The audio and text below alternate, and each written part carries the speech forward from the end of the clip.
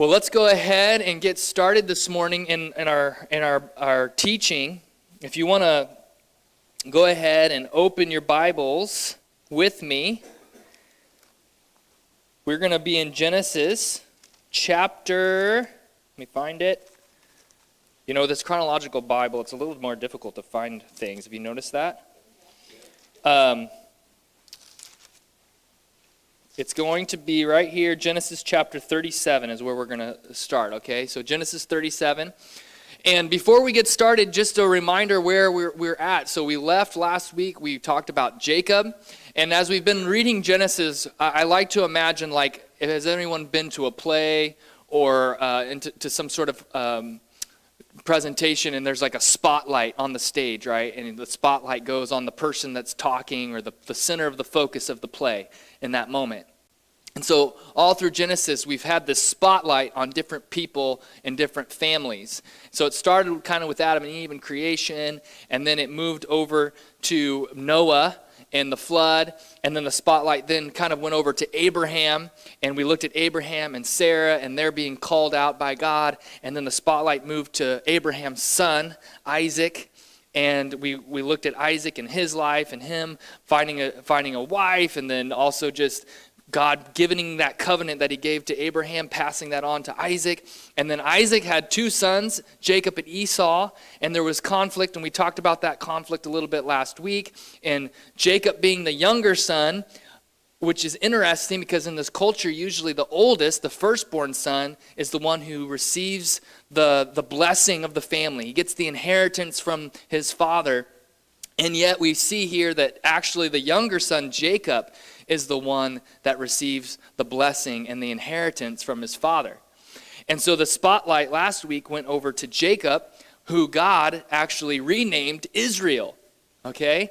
And so we read about that. Jacob, Israel, had 12 sons, and he had 12 sons with 4 different women, which is interesting as we read through Scripture how these things are taking place. We kind of scratch our head, and we also see how, you know, it's not a really great family plan, is it?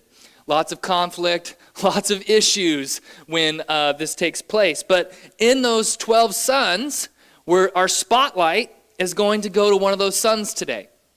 And interesting enough, it's not the first son, and it's not the second son, and it's not the third son, or the fourth son, or the fifth son, or the sixth son, or the seventh, or the eighth, or the ninth, or the 10th, but it's actually the 11th son of Jacob that the spotlight is going to go to, and his name is Joseph. So let's go ahead and begin our reading. In Genesis chapter 37, we read in verse 1, so Jacob settled again in the land of Canaan. So remember, he went back to his family's land, Abraham, Isaac, their family, the kind of roots, and he worked for his uncle. Remember that?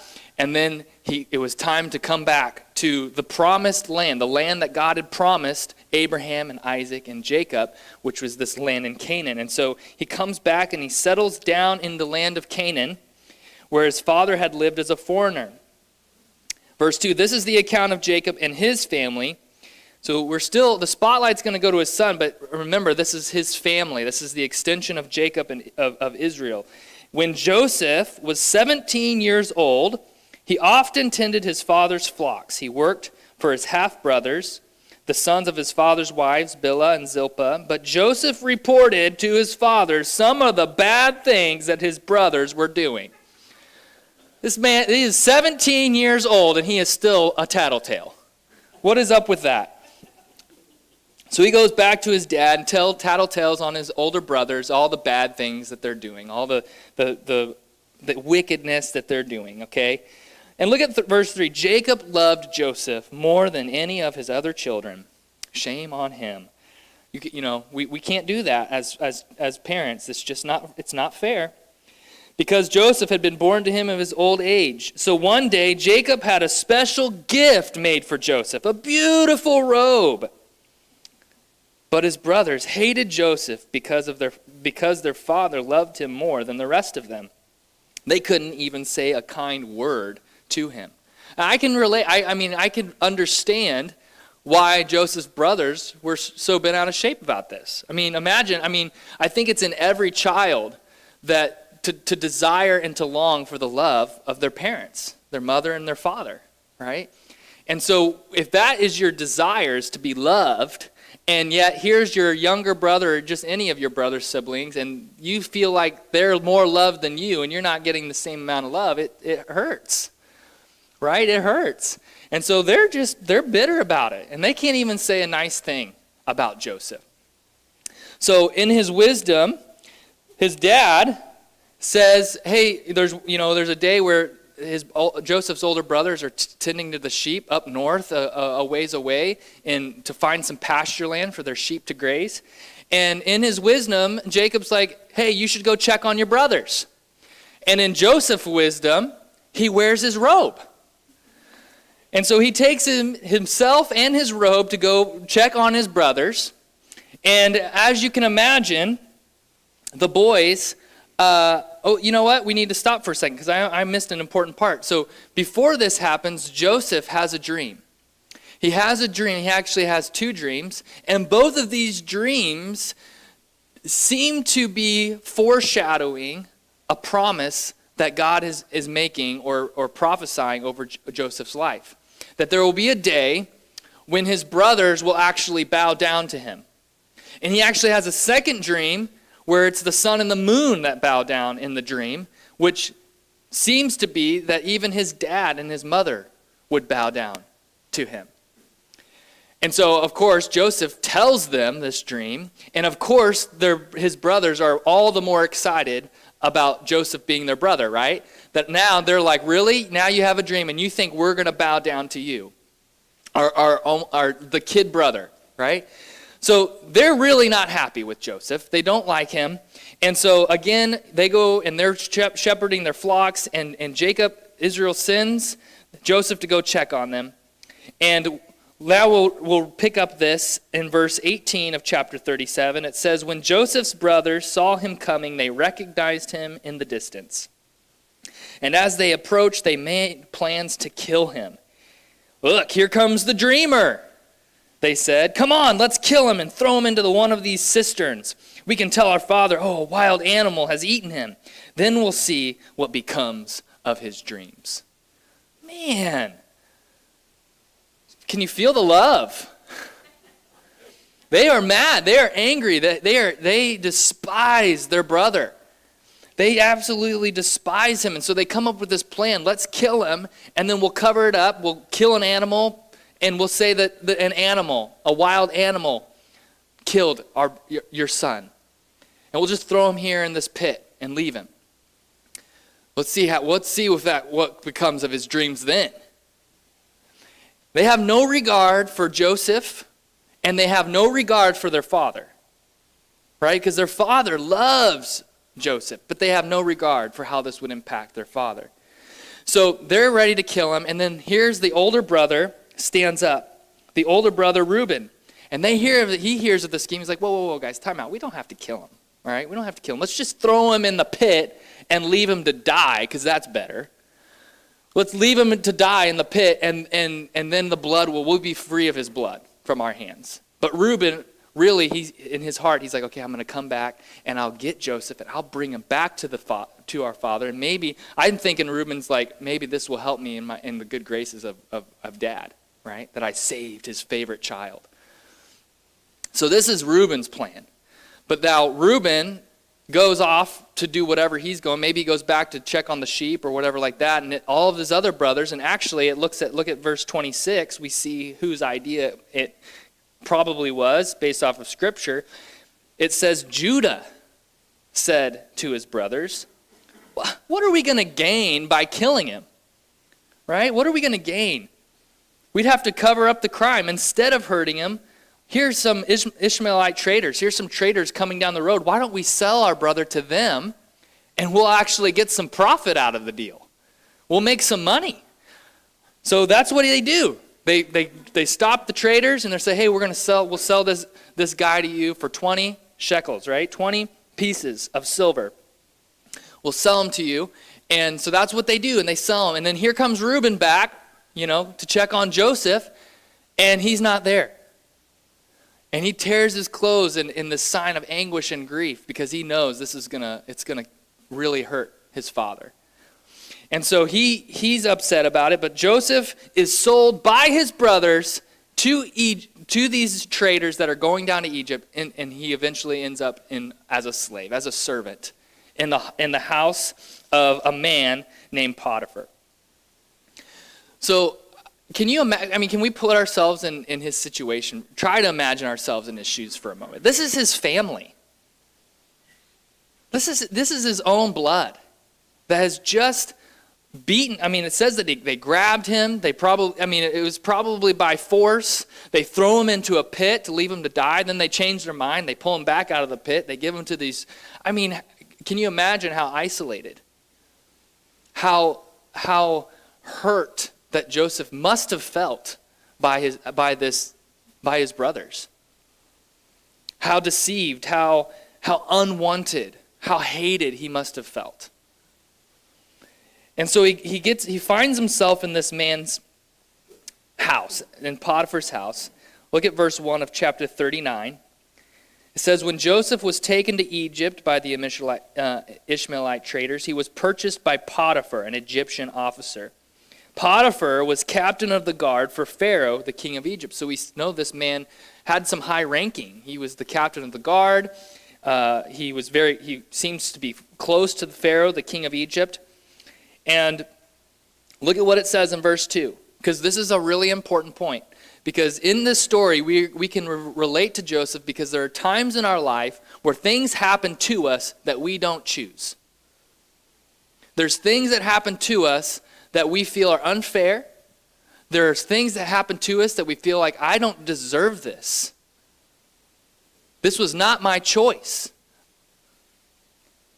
And yet, look at verse 2. In all of this, the Lord was with Joseph. We have to remind ourselves in those moments, in those times, because in this life you will have troubles. That was a promise by Jesus himself. In this life you will experience troubles. You will experience suffering. It's going to happen. And so we have to remember that verse 2, the Lord was with Joseph. Even in the midst of it, he was with him. So much so, look at what it says, he succeeded in everything that he did as he served in the home of the Egyptian master. Potiphar noticed this and realized that the Lord was with Joseph. You see that? If we can be faithful with where we're at, and we can remember that God is with us, and that his plans are good for us, that God can actually use our situation to make himself known. Do you see what it says here? That Potiphar noticed this and he realized that he realized what? That the Lord was with Joseph. He realized that there was a greater power at work in Joseph's life and that he was with him. And in God being with Joseph, it gave him success in everything that he did. So this pleased Potiphar. So he soon made Joseph his personal attendant. He put him in charge of his entire household and everything he owned. From the day Joseph was put in charge of his master's household and property, the Lord began to bless Potiphar's household for Joseph's sake. Now, this is God's plans and purposes coming, his covenant with the family of Abraham, Isaac, and Jacob. What was the promise? Do you remember? I will give you wealth. I will give you land. I will be with you. For what purpose? To bless all the people of the earth. And so here is an example of God using the family of Israel to bless somebody who's not of their family. An Egyptian. A pagan god worshiper. And yet here, God is using Joseph to bless this household. And so much so that it says that everything he gave for Joseph to look over, he didn't even have to worry about it. Hey, how great of a testimony would that be to this world if you and I, no matter where we work, no matter who we serve, we all have masters in this world. right? I mean, obviously, God is our master. He is the one that we will stand before in eternity. But here on this earth, we have masters in the sense of our jobs, okay? Most of us, I would say, work for somebody else. We have a boss. How great of a testimony would it be that if our bosses would say, you know what, I don't have to worry about that because Penny is overseeing that. Whatever she puts her mind, whatever she does, it's successful, right? Like no matter, like how great of a testimony would that be if God is with us and we are doing all things for Him and for His glory as an act of worship to Him, and He blesses it. That's a great testimony to this world. And hopefully they see the one who's blessing through us, right? They don't see us. They don't see our accomplishments, our skills, but they see the one who's working through us. That would be our heart and our prayer in that. So Potiphar's he's not worried about anything that Joseph does, but then all of a sudden we get another wrench thrown into the machine here, in that Potiphar's wife begins to lust after Joseph. Joseph's a good-looking man. He's a young, strong man, and Potiphar's wife begins to lust after him. And she's trying to get him to do what Joseph knows is wrong. Look at what it says. She's trying to get him to come to bed with him. And verse 8, Joseph refused. Look, he told her, my master trusts me with everything in this entire household. No one here has more authority than I do. He has held back nothing from me except for you, because you are his wife. How could I do such a wicked thing? It would be a great sin against God. This shows us that Joseph has some character. He has some morality that he's living by, and he's living true to. And so Joseph stays strong. There comes a day where it comes to the point where she physically grabs him, and he runs away with his cloak in her hand. And so she tells the lie. This Joseph, this Hebrew that you guys brought into our household, he tried to take advantage of me. How could we allow this to happen? He's trying to make a fool of us all of us Egyptians. He's making a fool of us all. And it says in verse 19 of chapter 39 that Potiphar was furious when he heard this wife's story about how Joseph had treated her. So he took Joseph and threw him into prison where the king's prisoners were held. Now, we thought it was bad when he was thrown into a pit. He was sold to these merchants. He was taken to Egypt and sold to another person to be a servant and a slave. And we think that was bad. And now, a completely innocent person, innocent man, trying to do the right thing. Have you ever been trying to do the right thing, and yet you find yourself in a situation where you didn't deserve it? Trying to do what was right. Trying to do what was the moral thing to do, and yet there's these negative consequences. And you're like, what is happening? I don't get it. I'm trying to do the right thing. And here Joseph's trying to do the right thing, and he's thrown into prison. Now it's interesting to me that Potiphar didn't have him executed, because if this was something that he really believed was true, I kind of wonder, it doesn't say this in the text, I'm just kind of inferring. I wonder if Potiphar was like, I don't know, it doesn't match up with the Joseph that's been working for me, right? So, but he has to do something, and so he throws into prison. I don't know if that's really the truth, but it seems like if this was actually, if he really truly believed that this happened, there would have been much greater consequences, I feel like. But I don't know that for sure. I'm just trying to place myself in the story here, okay? So you can take that and do whatever you want with it, okay? But anyway, so Joseph now is put into prison, okay?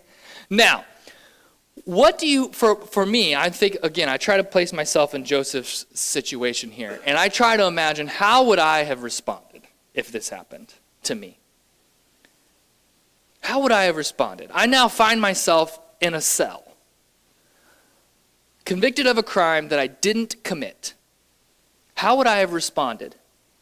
What would my attitude have been? What would my posture have been in that moment?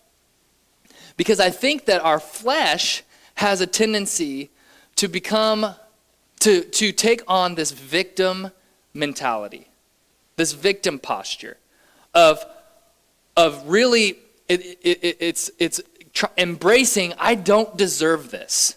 This was not my fault. Woe is me. Like, I would imagine, like, in my flesh in that moment, I would just want to curl up and just give up in that cell. What's the point of living? What is the point of trying? Because I try and I try and I try, and here I am in prison. Have we ever been there? Have you ever had that feeling of like, why do I even try? Why do I even care? Because it seems like I care and I care and I care, and yet I find myself in this negative situation. I find myself in this prison, if you will. But what I love about Joseph is that, look at what it says.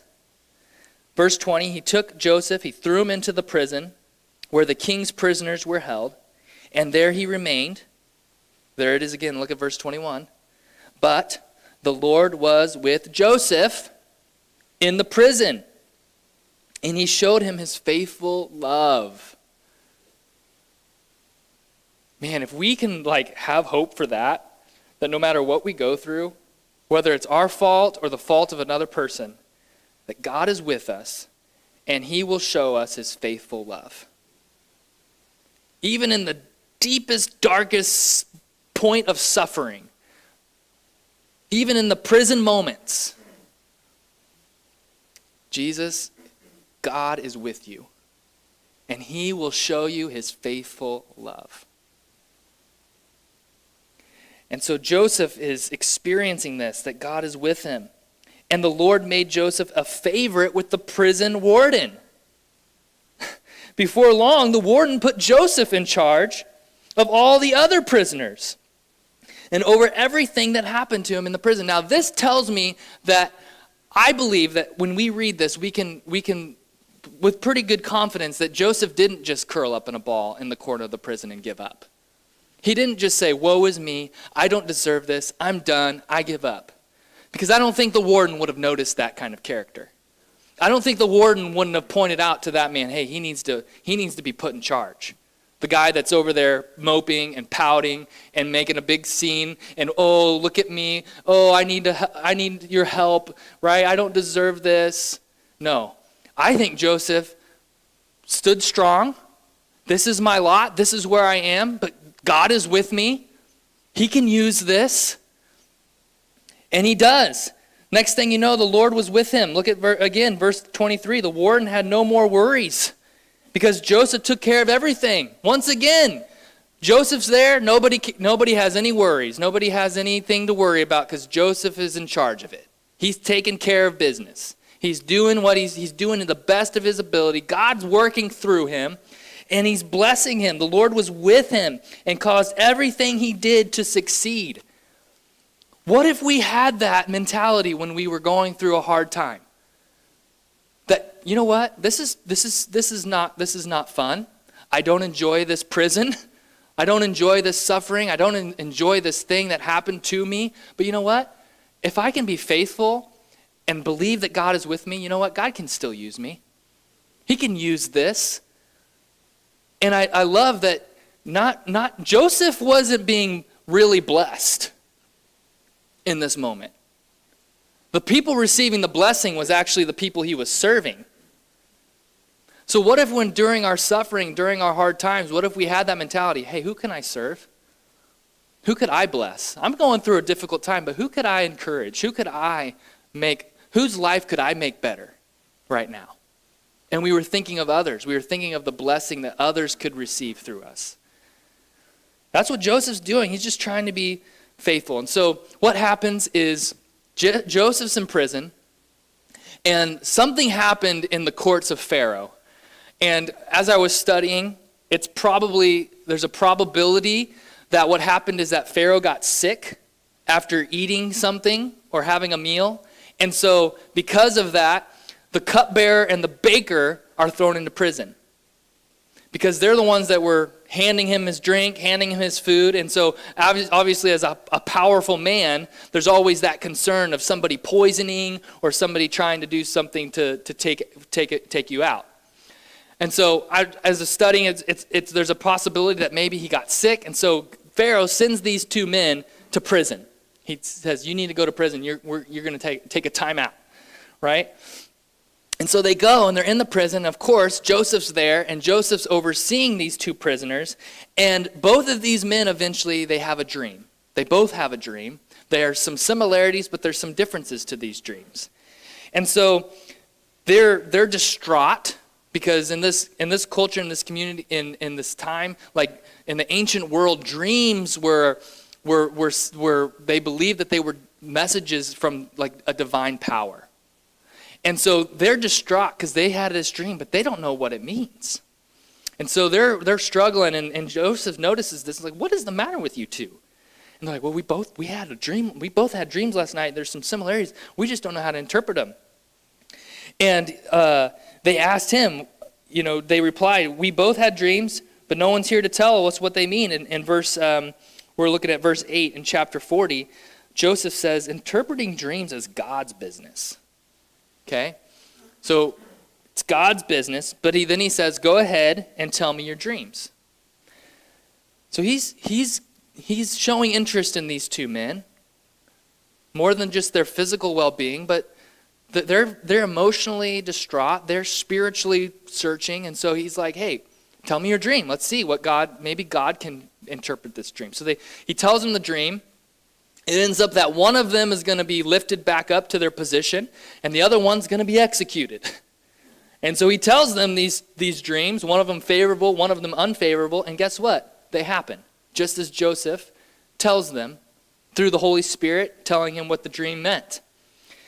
And he tells the one that had the favorable dream, he's like, hey, will you please remember me when you go back to Pharaoh? Okay? Hey, I help you, you help me. Right? That's what he tells him. But the cupbearer goes back, he gets reinstated as the cupbearer of Pharaoh, and it says that he forgets about Joseph. He forgets him. So Joseph is there. Look at verse now, Genesis chapter 41. It's 2 more years. 2 full years after this. And we're like, hey, how long has Joseph been going through this? Well, we know, if we look back, we're going to skip forward just a second. I can tell you that in verse 46 of chapter 41, it says that Joseph was 30 years old when Pharaoh puts him into his position. He was 30, which means if he was 17 when he got placed into Egypt, that's 13 years that he's been serving Potiphar or in prison. For 13 years. And yet every day he's faithful with where God has him, doing the best that he can. With God's help, he's bringing blessing to other people's lives around him. For 13 years, okay? So, but 2 years after he interprets these two men's dream, 2 more years later, Pharaoh has a dream. And Pharaoh is just as equally as distraught because he has 2 dreams, and they have similarities and differences as well. And he's distraught because he can't figure out what they mean. And not only can he not figure out what they mean, but verse 8 of chapter 41 says that Pharaoh was disturbed, so he called for all the magicians and the wise men of Egypt. And when Pharaoh told him their dreams, no one of them could tell him what they meant. So not even Pharaoh's council, these wise men, this was what they did, right? They were the ones that would interpret dreams. They were kind of the Egyptian spiritual guides. And it says that not even them could tell them their dreams, is the meaning of his dream. But then all of a sudden, the cupbearer was like, wait a second. This brings to my remembrance of a guy that he interpreted my dreams, and it came to pass. It was true. Not only mine, but this baker as well. So he tells Pharaoh about Joseph. In verse 14, it says, Pharaoh sends for Joseph at once. And Joseph was quickly brought from the prison. And after he shaved, they changed his clothes. He went and he stood before Pharaoh. Then Pharaoh said to Joseph, I had a dream last night, and no one here can tell me what it means. But I've heard that when you hear about a dream, you can interpret it. But look at what Joseph says. It is beyond my power to do this, but God can tell you what it means and set you at ease. This is, to me, we've seen Joseph's character as he responded to Potiphar and to Potiphar's wife, and we also see his character here. This shows me that Joseph has some humility. He has some humility that says, because he interpreted a dream, right? And he could have said, yeah, I can interpret your dream, right? But no, he says, it's beyond me. This isn't, whatever I say, this is beyond me. This is God working through me. And he reminds Pharaoh that what he's about to do comes from God. Okay?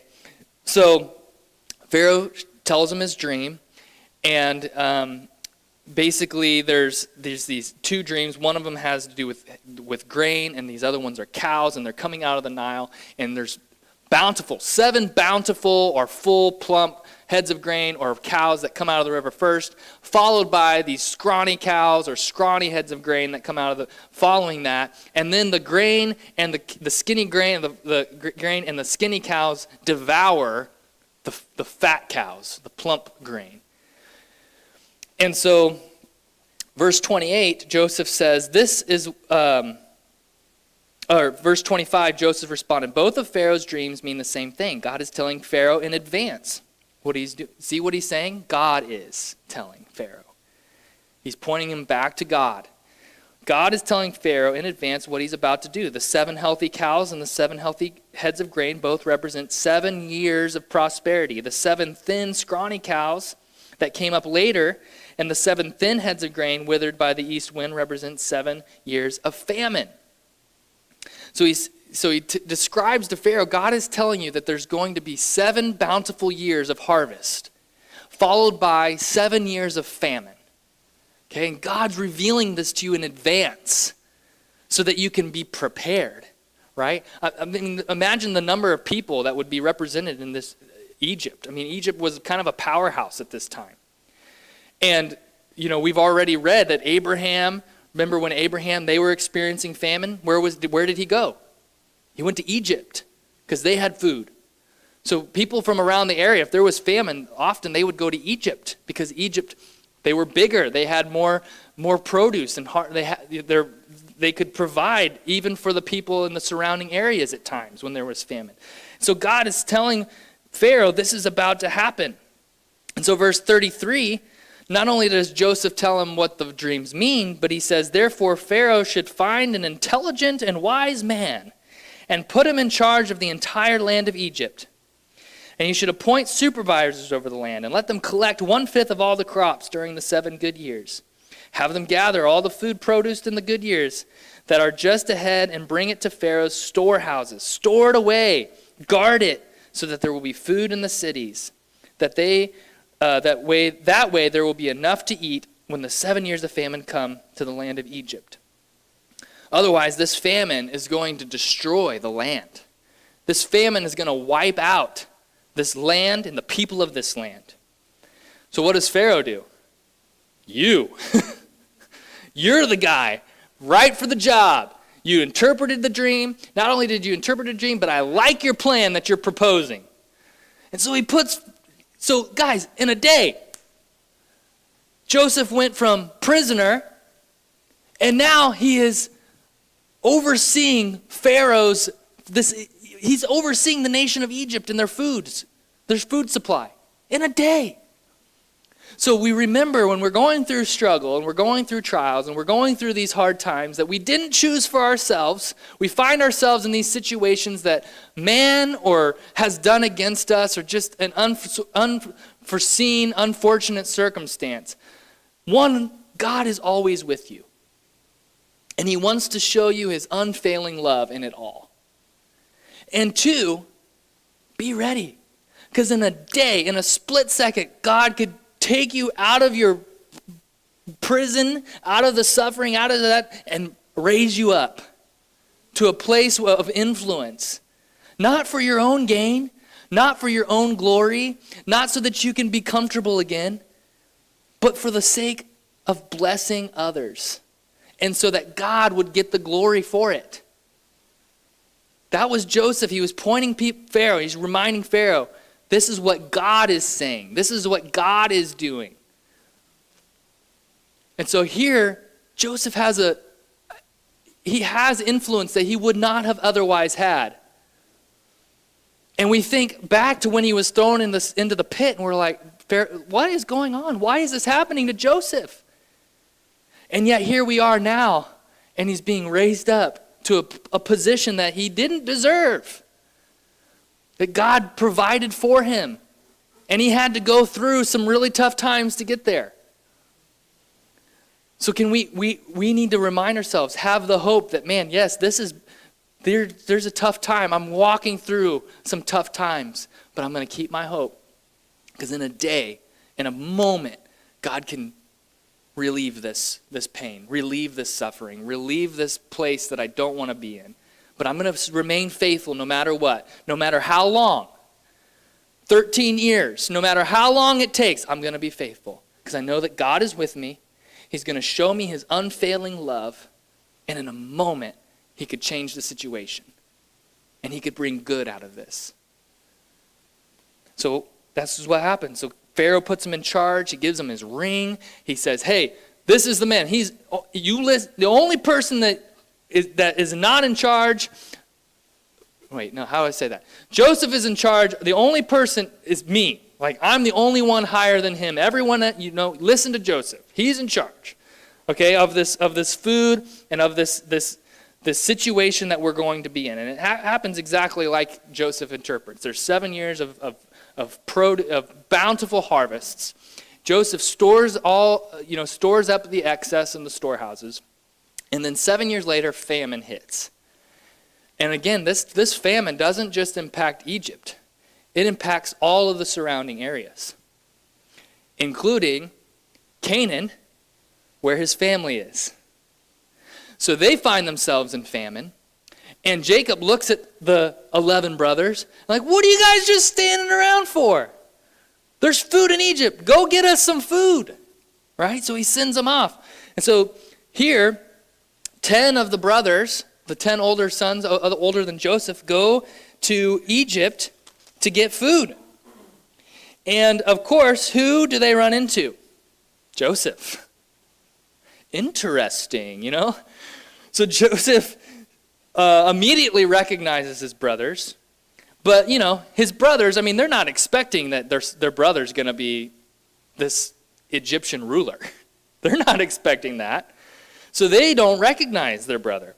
And I was talking to Caitlin on the way here. I was like, I find it interesting that Joseph didn't just immediately tell his brothers. He kind of plays with them a little bit.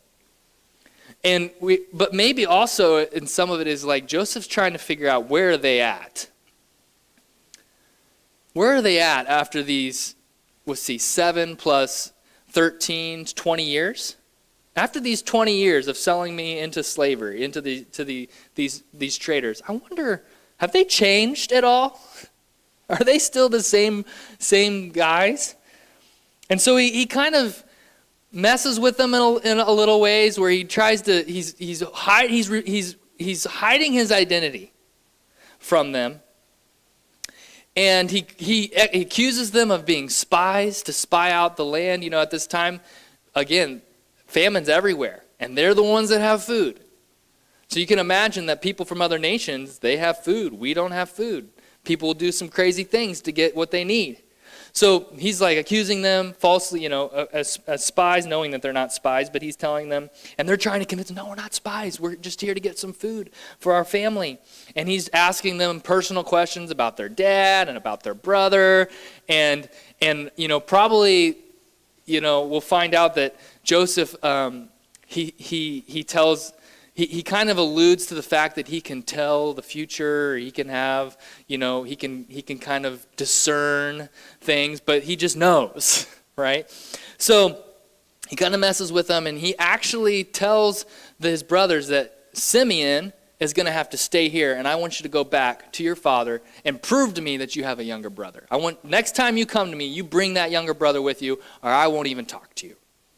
Okay, so now Simeon, one of his brothers, is held hostage here in Egypt. They go back to their dad. They tell him the whole story, how they were just they were just mistreated by this Egyptian ruler. And they say that if we go back there, we got to take Benjamin.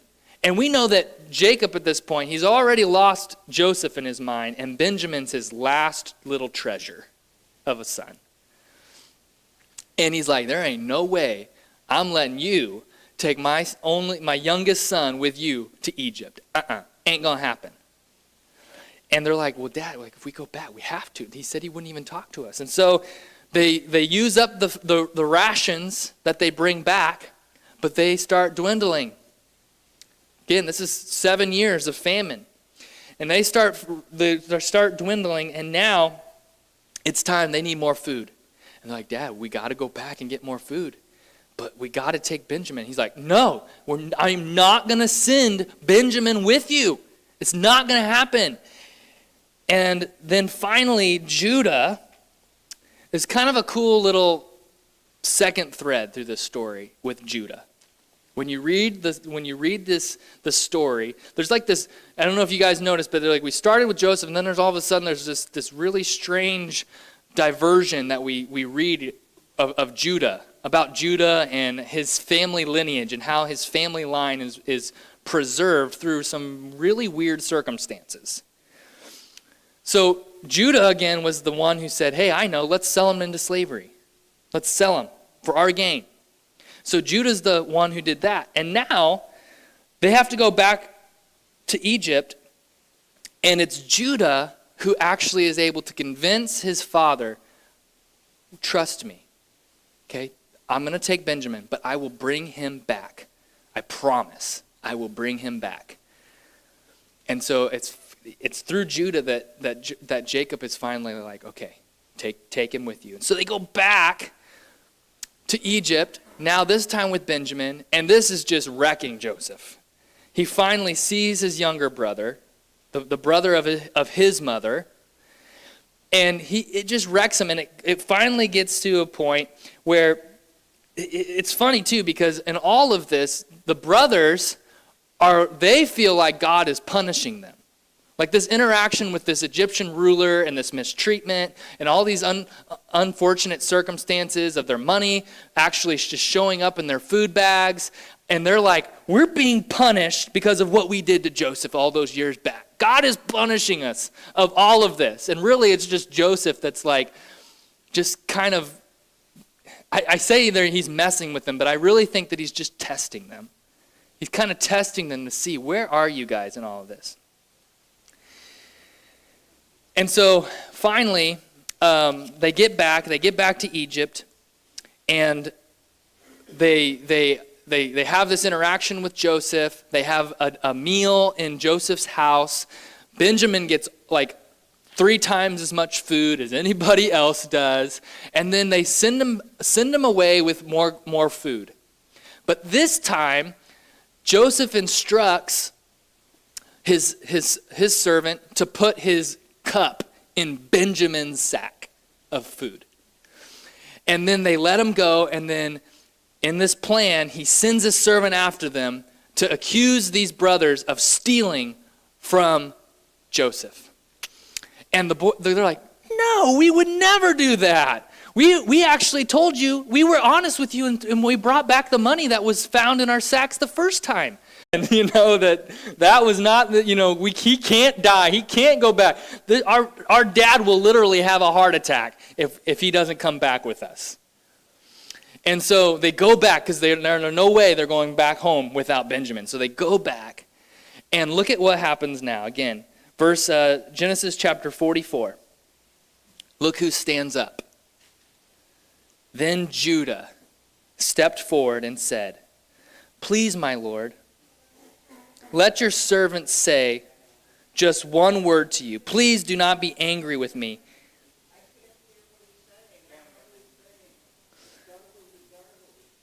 He said, please, my Lord, let your servant say just one word to you. Please do not be angry with me, even though you are as powerful as Pharaoh yourself. Okay, he goes on. I'm going to skip forward here.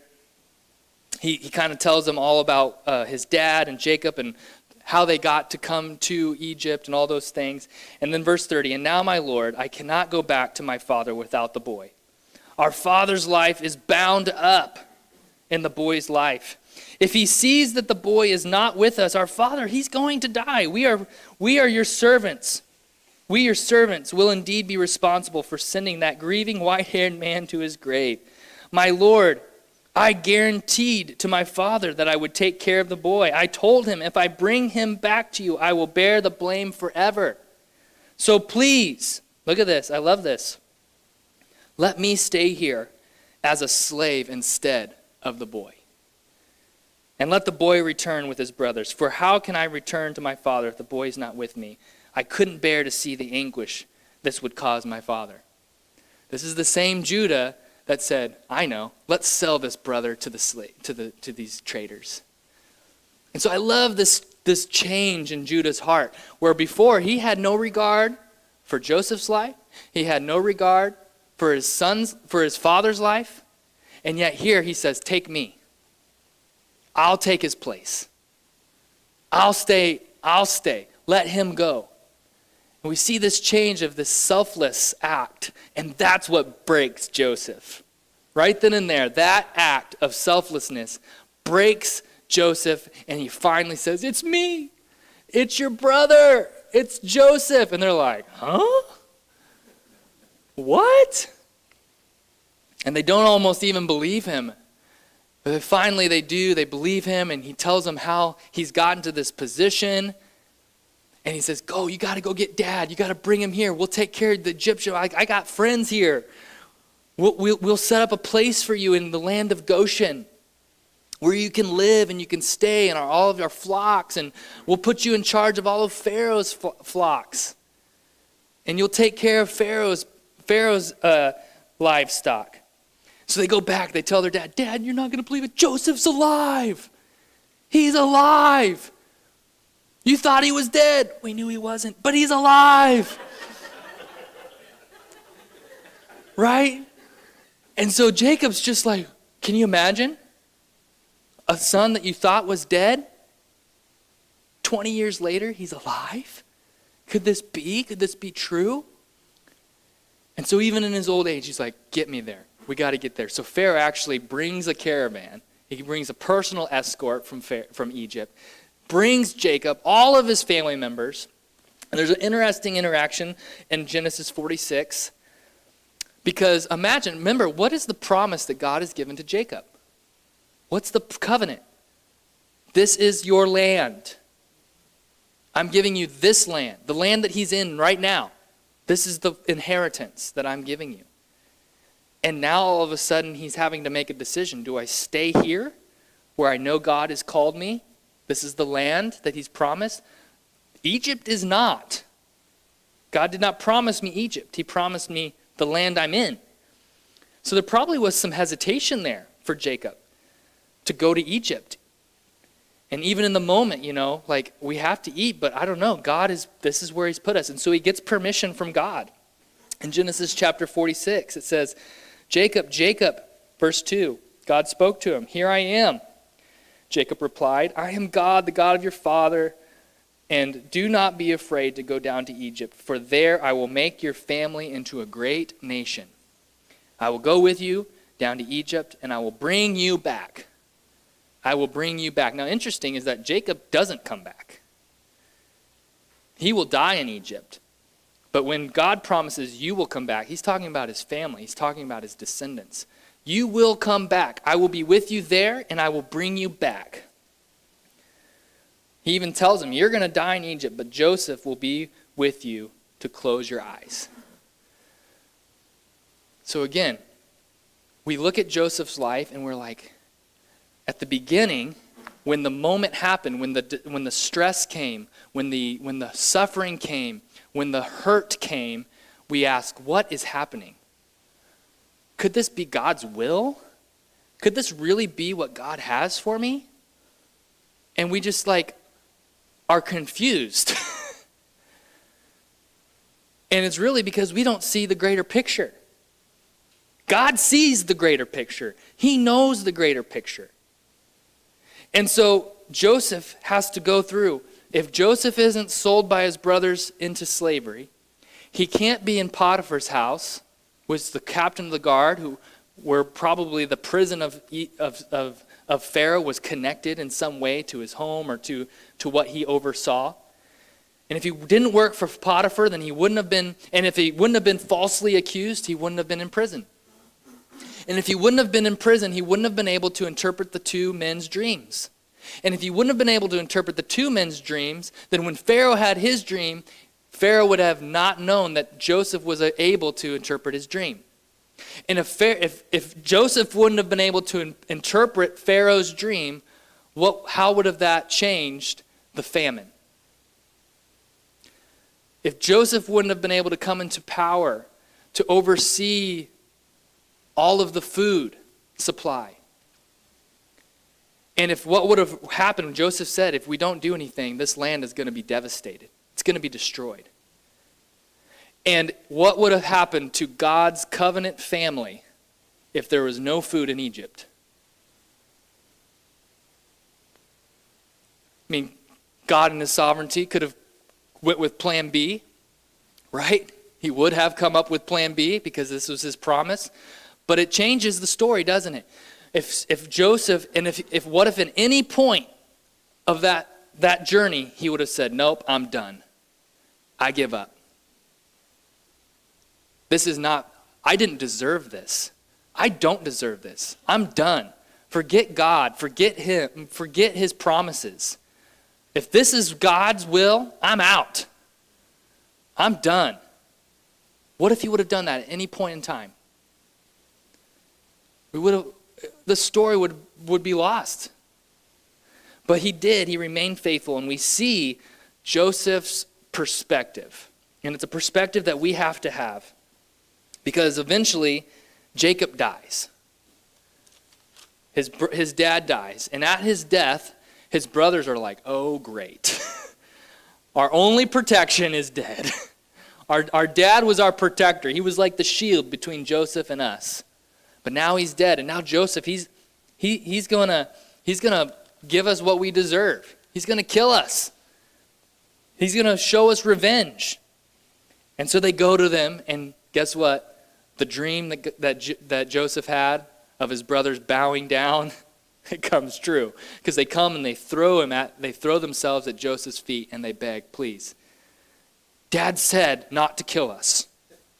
That's what his last wish on his bed, his deathbed, was that you would leave us and let us live. And look at what Joseph's response is, 19 in verse 50, or chapter 50 in verse 19. But Joseph replied, don't be afraid of me. Am I God? Am I God that I can punish you? You intended to harm me, but God intended it all for good. He brought me to this position so I could save the lives of many people. There's the story. What we thought, what Joseph could have, what we as readers thought was meant to harm, what we saw was meant for evil. Guys, there's times in our lives where evil happens to us. Evil happens to us. There's times where our evil, right, our flesh comes out, and there's some natural consequences to that. But there are times where we are the victims of an offense, and we didn't deserve it, and we don't understand it. But if we in those moments can remember and remind ourselves, God is with me, and through this he wants to show me his unfailing love. And in a moment things could change. And hold on to that hope that in a moment God could come in and pull us out in any time. But ultimately, that what man made, what the enemy intended for evil, God can change and use for good. If we can have that perspective, no matter what we walk through, God will get the glory. He will be glorified through our life, and the people around us will be blessed. And that's the beautiful story of Joseph. In all of it, man, if he would have just had this selfish attitude, I don't deserve this. This is not what I chose. I'm not going through with this. I refuse to go through this. If he would have had that selfish attitude, so many lives could have been lost. So many lives could have been impacted for the negative. But instead, he said, no, this isn't my choice. This wasn't my plan, but I'm going to be faithful with where I'm at. I'm going to assert myself to the best of my ability, wherever I am and whatever I'm doing. God can use that.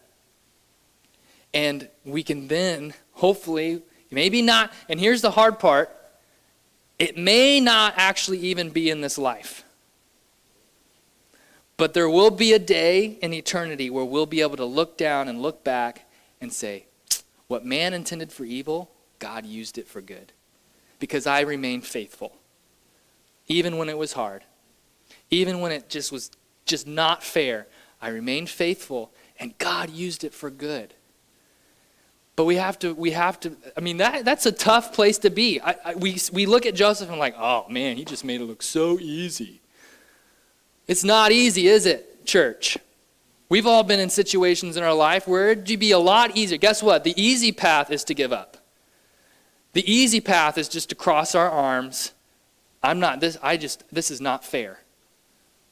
I'm not doing this. That's the easy path. The hard path is to say, okay, God, what do you want to do? What do you want to do? What do you want to teach me? How do you want to use me? That's the harder path. Because that goes against every fiber of our flesh.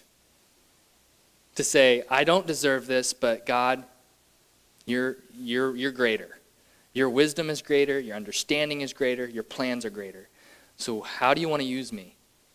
This is a really tough place. This is hard. It hurts. I'm sad. I'm grieving. But God, how do you want to use it? How can you use me?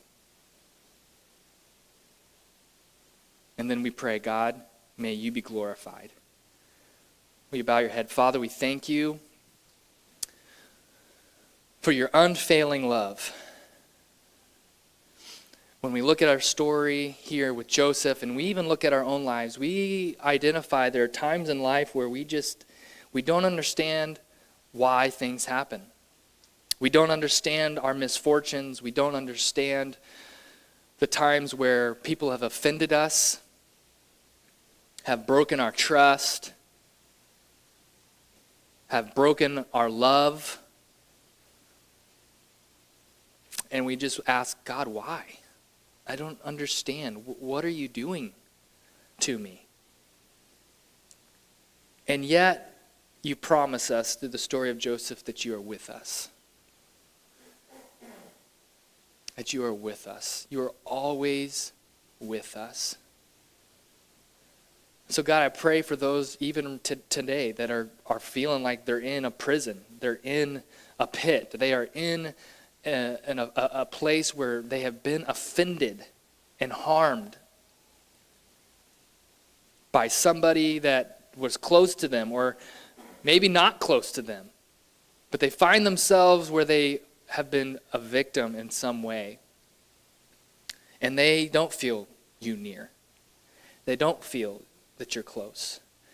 They doubt your presence. God, would you show them you're close? Would you show them that you are with them? Would they feel that in their heart and in their spirit? That you are there. Even in the pain, even in the suffering, even in the struggle. God, you are with them. And not only with them, but that you want to reveal your unfailing love through it all. And then, God, we also pray that through our struggles, through our hardships, through the times where we ask why, God, that we remind ourselves, okay, no, I'm wondering why, but God knows why, and he has a plan for good.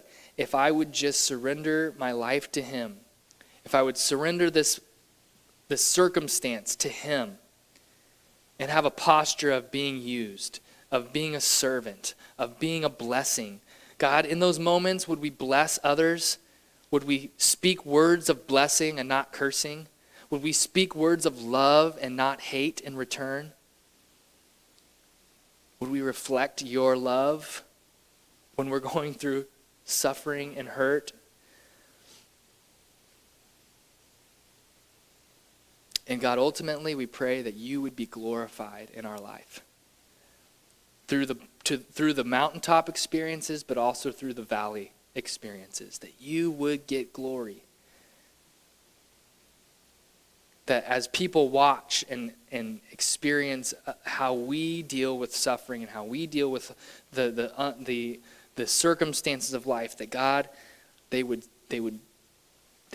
glorify you.